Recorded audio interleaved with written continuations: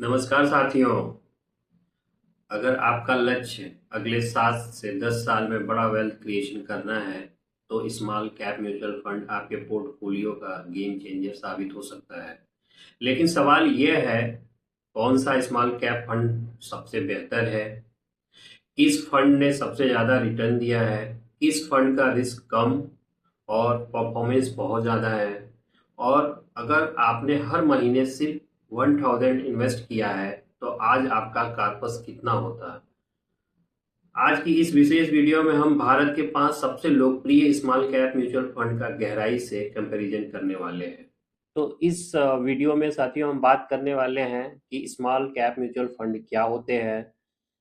कुछ important terms देखेंगे, alpha, beta, AUM, expense ratio, Sharpe ratio जैसे महत्वपूर्ण टर्म्स को हम आसान भाषा में समझने की कोशिश करेंगे।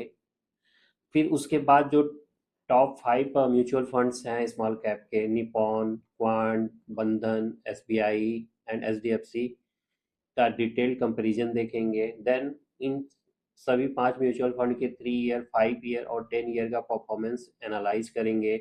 After that top holding in mutual fund में कौन कौन से हैं वो देखेंगे। देन हम एसआईपी वेल्थ क्रिएशन का वास्तविक उदाहरण देखेंगे और आखिर में जानेंगे कि आपके लिए सबसे बेहतर स्मॉल कैप फंड कौन सा हो सकता है। तो साथियों, अगर आप long term wealth creation, high growth potential और स्मार्ट इन्वेस्टिंग में रुचि रखते हैं तो इस वीडियो को अंत तक जरूर देखिए। हो सकता है कि ये आपको ज़्यादा इंटरटेनिंग न लगे, लेकिन ये आपके लिए काफ़ी नॉलेजफुल होगा। कुछ नई चीज़ें आपको ज़रूर सीखने को मिलेंगी, क्योंकि आज की इस वीडियो के बाद आप स्मॉल कैप म्यूचुअल फंड को देखने का आपका पूरा नज़रिया ही बदल जाएगा। तो चलिए शुरू करते हैं best small cap mutual fund 2026 complete comparison and investment guide. तो साथियों, हम अपने पहले point small cap mutual fund क्या है उस पर आ चुके हैं। तो सेबी के नियमों के अनुसार एनएससी और बीएससी में लिस्टेड हर कंपनी की रैंकिंग उनके मार्केट कैप के बेस पे की जाती है। भारत में अभी लगभग 5000 प्लस कंपनियां लिस्टेड हैं। इन सभी कंपनियों को मार्केट कैप के हिसाब से रैंक दिए जाते हैं, यानी सबसे बड़ी कंपनी रैंक 1 पर और उसके बाद क्रमशः बाकी कंपनियां। अब ये रैंक क्यों है? रैंक 1 से लेके रैंक 100 तक की जो भी कंपनी होंगी वो लार्ज कैप कहलाती हैं। जैसे कि एचडीएफसी बैंक हुआ, एक्सिस बैंक हुआ, उसके बाद टाटा मोटर हुआ। तो ये सारी कंपनियां जो हैं लार्ज कैप के अंडर आती हैं। उसके बाद रैंक 101 टू 250 तक की जितनी भी कंपनियां आती हैं वो मिड कैप कंपनी कहलाती हैं। देन आप मिड कैप के बाद या यूँ कहें 251 के बाद जितनी भी कंपनी आती है वो सभी की सभी स्मॉल कैप कंपनीज कहलाती हैं। अब अगर किसी भी ऑर्गेनाइजेशन ने ये मार्केट में ये बोला है जैसे H D F C small cap fund है, तो इट्स मीन्स कि इसके मैनेजर को एज पर सेबी रूल ही चलना होगा। सेबी रूल क्या है कि अगर आपने स्मॉल कैप फंड का नाम दिया है तो आपको minimum 65% small cap fund, small cap कंपनियों में इन्वेस्ट करना पड़ेगा। देन आप 35% के लिए यू आर फ्री कि आप उसको लार्ज कैप में लगाते हैं या मिड कैप या अदर। तो साथियों, हम अपने दूसरे पॉइंट इम्पॉर्टेंट टर्म्स पे आ गए हैं। इसमें पहला जो है हमारा अल्फ़ा। अल्फ़ा का मतलब होता है फंड मैनेजर ने बेंचमार्क से कितना एक्स्ट्रा रिटर्न जनरेट किया। तो आइए इसको एक एग्जांपल के माध्यम से समझने की कोशिश करते हैं। मान लेते हैं कि अगर Nifty small cap 250 benchmark index ने एक साल में 18% रिटर्न दिया है, लेकिन किसी स्मॉल कैप म्यूचुअल फंड ने 24% का रिटर्न दिया, तो बेंचमार्क से जो एक्स्ट्रा 6% रिटर्न मिलते हैं उन्हीं को ब्रॉडली अल्फा कहा जाता है। इसका मतलब ये हुआ कि higher alpha means fund manager ने स्मॉल कैप बेंचमार्क इंडेक्स से बेहतर परफॉर्मेंस दी है। प्रमुख बेंचमार्क हैं स्मॉल कैप फंड के लिए। पहला है निफ्टी स्मॉल कैप 250, सेकंड है निफ्टी स्मॉल कैप 100, थर्ड है BSc small cap and fourth है निफ्टी 500। तो ये सारे बेंचमार्क हैं जिनके अगेंस्ट हम अपने म्यूचुअल फंड के रिटर्न्स को कंपेयर करते हैं। इस क्रम में तीसरा है बीटा। बीटा बताता है कि फंड मार्केट के मुकाबले कितना वोलाटाइल है। अगर बीटा 1 है मीन्स मार्केट जितना वोलाटाइल है उतना ही आपका फंड भी वोलाटाइल है। अगर बीटा 1 से ज़्यादा है इसका मतलब ये हुआ कि आपका फंड मोर वोलाटाइल है then the market. Volatile means ऊपर और नीचे जाना। इसी तरह से अगर बीटा 1 से कम है आपके फंड का, इट्स मीन्स कि ये कम वोलाटाइल है कंपेयर टू अपने जो बेंचमार्क है या मार्केट के। तो एक बात ध्यान देने वाली है कि जो स्मॉल कैप फंड होते हैं उनमें बीटा जनरली ज़्यादा होता है, मीन्स 1 से ज़्यादा होगा, बिकॉज स्मॉल कैप कंपनी ज़्यादा वोलाटाइल होती हैं कंपेयर टू अपने बेंचमार्क से या यूँ कहे तो मार्केट से। अब हम आगे चलते हैं। फोर्थ पॉइंट AUM, आपने कई बार सुना होगा। तो AUM means asset under management. Fund के अंदर इन्वेस्टर का जो टोटल पैसा इन्वेस्ट लगा होता है उसी को हम AUM कहते हैं। बहुत ज़्यादा AUM होने के फायदे हैं: stability, trust, better research team. लेकिन स्मॉल कैप कैटेगरी में बहुत बड़ा AUM कभी कभी चैलेंज भी बन सकता है, क्योंकि छोटे स्टॉक में बहुत बड़े अमाउंट डिप्लॉय करना मुश्किल हो जाता है। इसको अगर हम साधारण भाषा में बात करें तो मान लें कि ये कोई फंड मैनेजर है, अब उसके पास बहुत सारा पैसा है और मार्केट का कंडीशन अच्छा नहीं है, तो उसके लिए समस्या ये हो जाती है कि वो फंड को कहाँ पे डिप्लॉय करे। तो इसी बात को यहाँ पे दोहराया गया है। आगे चलते हैं। Expense ratio. एक्सपेंस मीन्स होता है खर्चा। तो म्यूचुअल फंड हाउसेस द्वारा जो लिया जाता है एनुअल चार्ज, उसी को हम एक्सपेंस रेशियो कहते हैं। तो इसमें सिंपल सा है ये कि जितना लो एक्सपेंस रेशियो हो उतना ही अच्छा है आपके लिए, बिकॉज जो आपके फंड का रिटर्न आएगा वो आपको ज़्यादा मिलेगा। अब आते हैं आगे शार्प रेशियो। शार्प रेशियो ये बताता है कि किसी म्यूचुअल फंड ने लिए गए जोखिम के मुकाबले कितना अतिरिक्त रिटर्न दिया है। सरल शब्दों में अगर कहें तो जितना ज़्यादा शार्प रेशियो उतना बेहतर रिस्क एडजस्टमेंट रिटर्न। तो यहाँ पे कहने का मतलब ये है कि कोई भी फंड कुछ ना कुछ तो रिस्क लेता ही है। मार्केट में इन्वेस्ट करना ही अपने आप में एक रिस्क है। तो अगर मान लीजिए उसने जितना रिस्क लिया उतना ही उसको रिवार्ड मिला, मीन्स अगर 1:1 का है रिस्क रिवार्ड, तो इस कंडीशन में जो शार्प रेशियो होगा वो 1 होगा। लेकिन अगर आपका शार्प रेशियो अगर ज़्यादा है मीन्स 1.2, इसका मतलब ये हुआ कि जो फंड है उसने बहुत कम जोखिम उठाते हुए भी अच्छा रिटर्न हासिल किया। तो ऐसे फंड जो होते हैं वो बेटर होते हैं। आइए इसको एक एग्जांपल के माध्यम से समझते हैं। तो मान लें कि दो फंड है, फंड ए और फंड बी। अभी दो फंड ए का रिटर्न 20% है और फंड बी का 18% है। फंड ए का जो शार्प रेशियो 0.8 है और फंड बी का 1.2। तो यहाँ पे आप देखें कि वोलाटिलिटी में या रिस्क है तो फंड ए का ज़्यादा है। क्यों ज़्यादा है? बिकॉज इसका शार्प रेशियो कम है, मतलब इसने जोखिम ज़्यादा लिया और रिटर्न कम आया। लेकिन जो सेकंड कंपनी है वो जोखिम कम लिया और रिटर्न 18% का दिया। तो यहाँ पे साथियों ये देखने वाली बात है कि फंड ए का रिटर्न ज़्यादा है लेकिन फंड बी का शार्प रेशियो ज़्यादा है। इसका मतलब फंड बी ने कम जोखिम लेते हुए भी बेहतर प्रदर्शन किया। अभी स्टैंडर्ड डेविएशन। तो स्टैंडर्ड डेविएशन एक मेजरमेंट है जो बताता है कि किसी म्यूचुअल फंड के रिटर्न का कितना ऊपर नीचे होता है। मीन्स अगर मान लें कि कोई म्यूचुअल फंड है वो 1 ईयर में 15% रिटर्न दे रहा है, तो ऐसा तो है नहीं कि वो 1 ईयर में एग्जैक्ट 15% ही दिखाएगा। हो सकता है कि वो पहले 12 भी दिखाए, फिर उसके बाद वो 18 दिखा ले। तो ये कहलाता है आपका स्टैंडर्ड डेविएशन। मीन्स कितना ऊपर और नीचे। तो स्टैंडर्ड डेविएशन जितना ज़्यादा होगा फंड के रिटर्न उतने ही ज़्यादा फ्लक्चुएट करेंगे, स्टैंडर्ड डेविएशन जितना कम होगा फंड के रिटर्न उतने ही स्टेबल रहेंगे। अब इसको एक एग्जांपल के माध्यम से समझते हैं। Fund A and fund B है, दोनों का रिटर्न जो है वो 15% है, लेकिन यहाँ पे आप देखें कि स्टैंडर्ड डेविएशन पहले फंड का 8 है और दूसरे का 25 है। तो दोनों का एवरेज रिटर्न तो 15% है, लेकिन फंड ए का रिलेटिवली स्टेबल माना जाएगा क्योंकि इसका स्टैंडर्ड डेविएशन कम है, मीन्स 8 है। और वहीं पे जो फंड बी है वो रिलेटिवली हाई वोलाटाइल माना जाएगा बिकॉज इसका स्टैंडर्ड डेविएशन ज़्यादा है।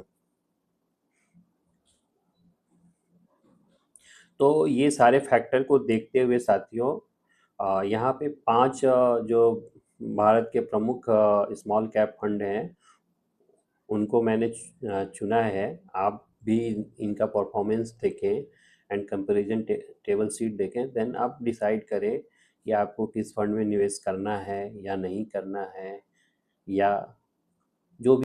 तो इसमें पहला जो साथियों है वो Nippon small cap fund, second है क्वांट स्मॉल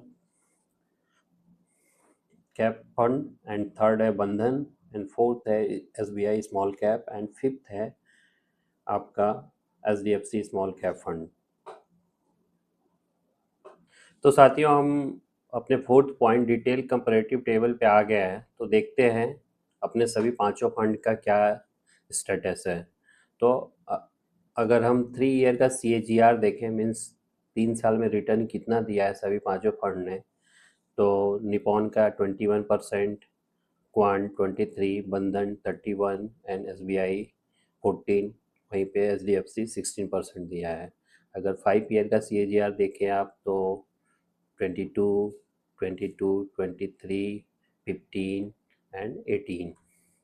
देन अगर 10 ईयर का आप CAGR देखें तो अगेन निपॉन 22, क्वांट 21, बंधन का भी डेटा नहीं है 10 ईयर का, और इस SBI का जो है 19 एंड HDFC का भी 19। तो इसमें आप ये देखें कि लॉन्ग टर्म में जो निपॉन है वो अपना कंसिस्टेंसी मेंटेन किया हुआ है 21, 22 देन 22। अगर क्वांट को देखें तो एग्रेसिवली 3 ईयर में अच्छा दिया है, और बंधन को देखें तो 3 साल में और एग्रेसिवली अच्छा दिया हुआ है। अब आते हैं AUM पे। तो AUM में अगर देखें तो निपॉन सबसे बड़ा फंड हाउस है, उसके बाद आप देखें तो HDFC है, देन SBI है, फिर उसके बाद क्वांट एंड देन बंधन। एक्सपेंस रेशियो की बात आप करें तो निपॉन 0.55, क्वांट 1.13 एंड बंधन 0.34 एंड SBI 0.86, HDFC 0.73। तो सबसे कम एक्सपेंस रेशियो बंधन का है, और ये फ़िलहाल अभी जो 3 ईयर का इसका CAGR भी है वो हाईएस्ट है। तो ये काफ़ी अच्छा फंड परफॉर्मेंस कर रहा है अभी शॉर्ट टर्म में।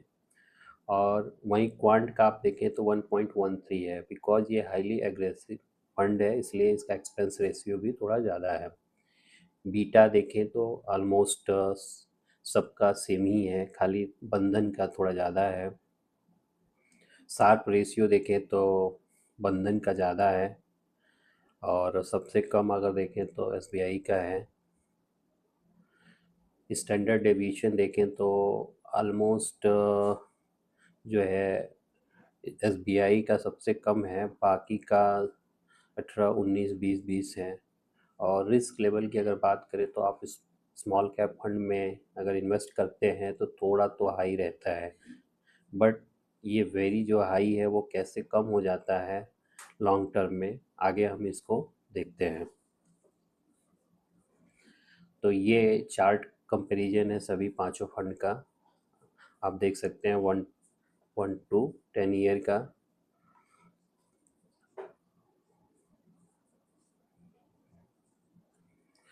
आगे बढ़ते हैं। अब एक एग्जांपल के माध्यम से समझते हैं कि अगर हमने 1000 महीना किया होता एज SIP इन सभी पांचों फंड में, तो आज कितना कार्पस बनता। तो निपान की बात करें तो 3 ईयर में अगर इन्वेस्टमेंट होगा तो 36,000, वहीं 5 ईयर में अगर इन्वेस्टमेंट देखें तो 60,000, एंड 10 ईयर में 1,20,000। मीन्स ये कहें 3 ईयर में 36 महीने होते हैं तो आपका 1,000 के हिसाब से 36,000 रुपये गए इन्वेस्टमेंट में। वहीं 5 साल में 60 महीने तो 60,000, और 10 साल में 120 महीने तो 1,20,000 हर महीने का इन्वेस्टमेंट। अब देखते हैं इन्वेस्टमेंट के अगेंस्ट रिटर्न कितना है। अगर निपॉन की बात करें तो 3 साल में 48,000, फिर क्वांट 50, फिर बंधन देखें क्योंकि इसका CAGR सबसे ज़्यादा था तो रिटर्न भी सबसे ज़्यादा दिख रहा है। SBI एंड HDFC का लगभग सेम है। उसके बाद आप ये देखें कि 5 ईयर रिटर्न में तो लगभग में ये तीन फंड एक जैसे ही दिख रहे हैं। वहीं पे SBI थोड़ा कम है और उससे ज़्यादा जो है आपका HDFC है। बट अभी रियल गेम यहाँ पे है साथियों। 10 ईयर का आप देखते हैं रिटर्न, तो यहाँ पे देखें आपकी निपॉन ने सबको बीट किया हुआ है। बंधन का तो डेटा ही नहीं है 10 ईयर का। तो लॉन्ग हॉरिजॉन में ये जो Nippon India small cap fund है वो सबसे बेहतर रिटर्न दिया हुआ है। तो इस जो ये जो चार्ट था उसका एक की जो पॉइंट है जो याद रखने लायक है, अगर बेस्ट 3 ईयर का वेल्थ क्रिएशन देखें तो बंधन स्मॉल कैप फंड है जो 56,092 रुपये का रिटर्न दिया अगेंस्ट टू 36,000 इन्वेस्टमेंट। अगर बेस्ट 5 ईयर का देखें वेल्थ क्रिएशन तो अगेन बंधन ही है जो 60,000 इन्वेस्टमेंट के अगेंस्ट 1,06,138 रुपये का दिया। और 10 ईयर का अगर हम देखें तो 1,20,000 इन्वेस्टमेंट के सामने 3,83,625 रुपये का कार्पस बना। अब इन सभी फंड के जो टॉप होल्डिंग बाई वेटेज हैं उनको हम देख लेते हैं साथियों। तो जैसे कि निपॉन का जो टॉप होल्डिंग है, मतलब निपॉन फंड का जो इन्वेस्टमेंट है कौन सी कंपनी में ज़्यादा है, तो पहला है HDFC बैंक 1.89, MCX, भेल, TD पावर सिस्टम, अपार industries and try party repo. Try party repo क्या होता है साथियों कि मान लें कि फंड के पास पैसा है और वो वेट एंड वॉच के मोड में है कि अभी थोड़ा मार्केट उसके हिसाब से आए देन वो लगाएगा। तो वो ये क्या करता है कि इसमें इस ये बॉन्ड लाइक ही होता है जहाँ पे ये रख देगा, उसमें उसको फिक्स इनकम आता रहता है और उसको जब चाहे तो वो शॉर्ट टर्म पे उसको तुरंत विड्रॉ करके अगर उसको लगेगा कि मार्केट अभी उसके हिसाब से आ गया है तो वो इन्वेस्ट कर सकता है। तो जो स्मॉल कैप फंड या अदर फंड भी होते हैं वो इस तरह अपने कुछ कैश हमेशा एक एज ए जैसे हम अपना सेविंग अकाउंट में पैसे रखते हैं वैसे ही लाइक दिस ये भी है। क्वांट की बात करें तो रिलायंस में काफ़ी हैवी इसका इन्वेस्टमेंट है, फिर RBL में है, फिर अदानी पावर में है, फिर HFCL में है, सन टीवी नेटवर्क में है। और बंधन का आप देखें तो रैक, Sobha, LT food, South Indian Bank and Arvind. ये सिर्फ जो टॉप होल्डिंग 5 कंपनी है उन्हीं का डेटा है साथियों। इसके अलावा अगर पूरा आपको डेटा देखना है तो आप मनी कंट्रोल वेबसाइट पे चले जाएं और वहाँ पे होल्डिंग सेक्शन में जाके आप देख सकते हैं कि सभी फंड्स का देख सकते हैं कि कौन से फंड ने किस किस कंपनी में कितने कितने परसेंटेज इन्वेस्टमेंट किए हैं। ये टाइम इंटरवल के बाद चेंज भी होता रहता है। तो अभी SBI का अगर हम देखें तो एथर 5% सिटी यूनियन बैंक में 3.63, निफ्टी 50 ETF जो है 3.69, Navin fluorine, JF commercial and last जो हम अपना है HDFC स्मॉल कैप, उसका इन्वेस्टमेंट देखें तो एस्टर DM हेल्थ केयर में 4.42, BOB में 3.23, first sole solution 3.17 and E Gabriel India and E clerks services में भी इसका इन्वेस्टमेंट है। ये सारे इसके टॉप होल्डिंग वेटेज वाले कंपनी हैं। अब जो हमारा है कि when small cap fund are more effective, means small cap fund में हमने एसआईपी तो किया है, लेकिन वो कब बहुत ज़्यादा एसआईपी इफेक्टिव होता है। तो देखिए, अगर हम लॉन्ग टर्म एसआईपी करेंगे तो क्यों? क्योंकि लॉन्ग टर्म में क्या होता है, मार्केट कभी अप जाता है तो कभी डाउन जाता है। जब डाउन जाता है तो आपको उसी 1000 की एसआईपी में ज़्यादा एनएवी मिलेंगे। तो लॉन्ग टर्म एसआईपी कीजिए। फिर अगर मार्केट क्रैश हो, मीन्स मार्केट अचानक बहुत ज़्यादा गिरे और कुछ दिनों तक वहीं पे रहे, तो ये भी स्मॉल कैप फंड के लिए एक अच्छा है, बिकॉज आपको नीचे के लेवल पे एनएवी मिलते हैं। Bull market small cap stock generally सबसे फास्ट ग्रो करते हैं। अगर बुल मार्केट आता है तो जैसे स्मॉल कैप फंड बहुत ज़्यादा गिरते हैं, वैसे ही बहुत तेज़ी से बढ़ते भी हैं। तो बुल मार्केट भी इनके लिए अच्छा है। अगर कहीं की इकोनॉमी एक्सपेंसन हो रहा है, मीन्स जैसे अपने इंडिया में अभी देखें तो जीडीपी कितना अच्छा है और ग्रोथ कितना है पूरा अपने देश का, तो यहाँ पे जो भी स्मॉल कैप कंपनी हैं उनके बिजनेस रैपिडली ग्रो करते हैं। तो ये भी एक अच्छी बात है स्मॉल कैप फंड के लिए। तो ये सारे, इसके पहले तो हमने ये जाना है कि हमें क्यों करना चाहिए स्मॉल कैप फंड में, लेकिन उसके कुछ रिस्क भी हैं स्मॉल कैप फंड के। तो जैसे कि आइए हम जान लेते हैं कि हाई रिटर्न के साथ साथ हाई रिस्क भी आता है, इसलिए अपनी रिस्क एपेटाइट को ध्यान में रखें। मीन्स कहने का ये मतलब है कि आप अपने सारे फंड स्मॉल कैप में ही ना चूज़ करें। क्यों? क्योंकि इसमें हाई वोलाटिलिटी होती है स्मॉल कैप फंड में। मार्केट क्रैश इम्पैक्ट डायरेक्टली होता है, मतलब मार्केट अगर गिरेगा तो स्मॉल कैप भी बहुत ज़्यादा गिरता है। और स्मॉल कैप में क्या है, थोड़ा लंबा एसआईपी 7 से 10 साल आप करेंगे तो एक अच्छा और ह्यूज अमाउंट आपको मिलेगा। तो ये ध्यान दें कि एसआईपी का जो टाइम हॉरिजॉन हो वो थोड़ा लंबा रखें और बार बार उसको चेक ना करें कि मेरा कितना हुआ। आप कम ही अमाउंट का एसआईपी रखें, लेकिन उसको लंबा चलने दें। आप एक चीज़ याद रखें कि जितना भी मार्केट नीचे जाएगा उतना ही आप फ़ायदे में रहेंगे। तो धन्यवाद साथियों, मुझे उम्मीद है कि इससे आपको कुछ सीखने को ज़रूर मिला होगा। अगर आपके कुछ कमेंट हैं या कुछ पूछना है तो आप you can write as a comment. तब तक के लिए अगेन धन्यवाद।